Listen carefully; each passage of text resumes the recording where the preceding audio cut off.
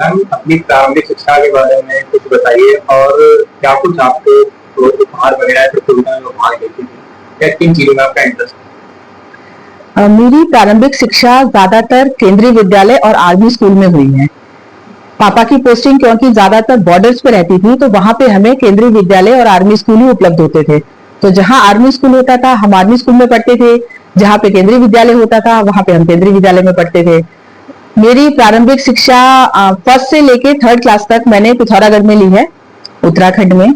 उसके बाद हम लोग अगरतला चले गए। अगरतला में मैंने 7th तक शिक्षा प्राप्त की और उसके बाद में पापा की पोस्टिंग जम्मू कश्मीर में राजौरी में हो गई। राजौरी में मैंने 10th तक शिक्षा ग्रहण की। जब मैंने 6-7 क्लास में जब मैं आई, तब क्योंकि हमारे विद्यालयों में हमारे स्कूल्स में को करिकुलर एक्टिविटीज बहुत होती थी और मैं सब में पार्टिसिपेट करती थी।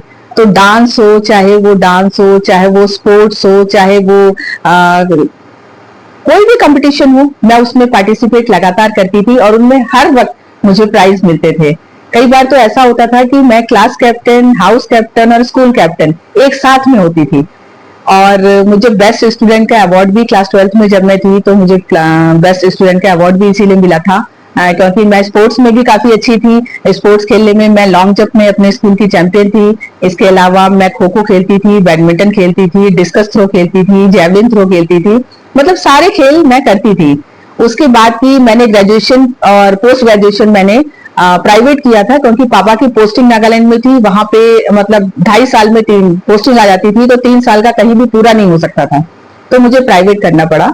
उसके बाद में मैंने बरेली कॉलेज से लॉ में एडमिशन लिया क्योंकि मेरे पिताजी चाहते थे कि मैं एक सफल वकील बनूं और मेरी भी कहीं हद तक इच्छा थी कि मैं वकील बनूं, ताकि मैं जो महिलाएं हैं हमारे समाज की, क्योंकि मैं अपने यहाँ पे देखती थी कि बहुत ऑर्थोडॉक्स फैमिली थी, बहुत मतलब महिलाओं को हर चीज में 2 दर्जे पे रखा जाता था। तो मेरा ये मानना था कि जब मैं वकील बन जाऊंगी तो मैं इनके लिए लड़ सकूंगी। तो मैंने प्रथम श्रेणी में फर्स्ट क्लास में मैंने वकालत कंप्लीट की बरेली कॉलेज बरेली से। और कुछ ऐसे परिस्थितियां रही जीवन की कि मैं वकील नहीं बन पाई क्योंकि मेरी शादी एक फौजी से हो गई।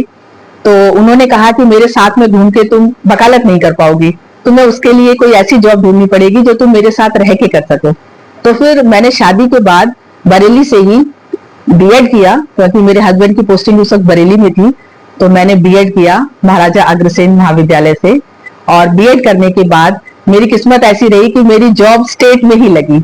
और जब मेरी जॉब बेसिक शिक्षा विभाग में 72,825 का जो बैच आया था, टेट क्वालिफाइड लोगों का पहला बैच हमारा था जो टेट क्वालिफाइड थे, और हमारा पूर्णतः मेरिट से जो पहली भर्ती बेसिक शिक्षा विभाग में हुई थी, जो किसी कंपटीशन के मेरिट पे हुई थी, वो हमारी भर्ती थी। 72,000 का जो बैच था वो टेट मेरिट पे आया था, हमारी एकेडमिक मेरिट नहीं बनी थी। हमने पेपर दिया था, पेपर पास किया था, उसके बाद हमें यहाँ पे नौकरी मिली थी। और विभाग में आने के बाद भी मैंने दिव्यांग बच्चों के लिए बहुत काम किया और मैंने फोनिक्स पे काम किया। मुझे राज्य स्तर पे भी कई पुरस्कार मिल चुके हैं। मुझे दिव्यांग, जैसे मैंने दिव्यांग बच्चों पे जो समावेशी शिक्षा में चलाती हूँ, इसका मेरा नवाचार राज्य स्तर पे चयनित हुआ है। इसके लिए एक नया उद्गम पोर्टल भी लॉन्च हो रहा है, उसमें भी मेरा नवाचार चयनित है। उस पे पोर्टल पे अपलोड होगा मेरा नवाचार। मैं फोनिक्स पे काम कर रही हूँ। फोनिक्स में जो हमारे बेसिक के बच्चे हैं वो भाषा गणित में तो निपुण हो जाते हैं, पर वो इंग्लिश में कहीं ना कहीं पीछे रह जाते हैं। और चूंकि हमारी शिक्षा का जो मूल उद्देश्य होता है वो उनको आगे चल के सफल बनाना, किसी भी नौकरी में अगर उन्हें नौकरी को हासिल करना है, नौकरी में सफल होना है, तो उन्हें अंग्रेजी का ज्ञान होना बहुत जरूरी है क्योंकि सारे प्रोफेशनल कोर्स जो होते हैं वो इंग्लिश में ही होते हैं। तो मैं बच्चों को बहुत रूट लेवल से फोनिक्स का कोर्स करवाती हूँ ताकि बच्चे जितने भी रूल्स होते हैं, स्पेलिंग रूल्स होते हैं इंग्लिश के, वो बच्चे सीख जाएं। और मेरी क्लास 2nd के और 3rd के बच्चे बहुत अच्छे से अपनी बुक्स इंग्लिश की पढ़ पाते हैं, वह समझ भी पाते हैं। क्या प्रतिशत रहता है बच्चों का जब से आप खुद विद्यालय में प्रतिशत आप उपस्थिति का जानना चाहते हैं? उपस्थिति हमारे विद्यालय में सदैव बहुत अच्छी रहती है। आप ये समझिए कि अगर 180 बच्चा है तो उसमें से 145 से 150 बच्चा डेली हमारे यहाँ उपस्थित रहता है। हमारे यहाँ नामांकन बहुत अच्छा रहता है। गत वर्ष हमारे यहाँ पे 52 का नामांकन कक्षा 1 में था। इस वर्ष भी हमारे यहाँ अब तक तकरीबन 46 एडमिशन हो चुके हैं, जो कि एक अच्छी उपलब्धि हम लोग मान सकते हैं। पूरा जनपद जहां एक एक बच्चे के लिए नामांकन के लिए तरस रहा है, हमारे विद्यालय में अभी भी आज भी हमारे विद्यालय में एक एडमिशन हुआ है।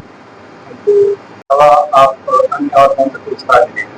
मुझे अभी पिछले महीने ही राज्य स्तर पे आईसीटी पुरस्कार मिला है। आईसीटी पुरस्कार मुझे अभी दिया जाता है जो टीचर से आईसीटी विधाओं में पढ़ाई के विधाओं में आईसीटी का प्रयोग करते दिया जाता है। जो टीचर लैपटॉप अपनी विधाओं में कोई भी ऐसी विधा आईसीटी का प्रयोग करते हैं या फोन हो गया, तो मैं अपने बच्चों को भी फोन कोई भी ऐसी विधा ऐसे वीडियोज होते हैं कि जिससे उनको पता लगता है, तो मैं अपने बच्चों को बोलते टाइम उनकी टंग कहाँ जाएगी, ऐसे वीडियोज होते हैं कि जिससे क्या होगा, उनके मुंह का पोस्चर क्या होगा, बोलते ये सिखाने के लिए मैंने आईसीटी का प्रयोग किया था। टीथ का पोस्चर क्या होगा, उनके मुंह का पोस्चर क्या होगा, तो ये सिखाने के लिए मैंने आईसीटी का प्रयोग किया था और उसके लिए मुझे राज्य स्तर पे सम्मानित किया गया है और चयनित किया गया है।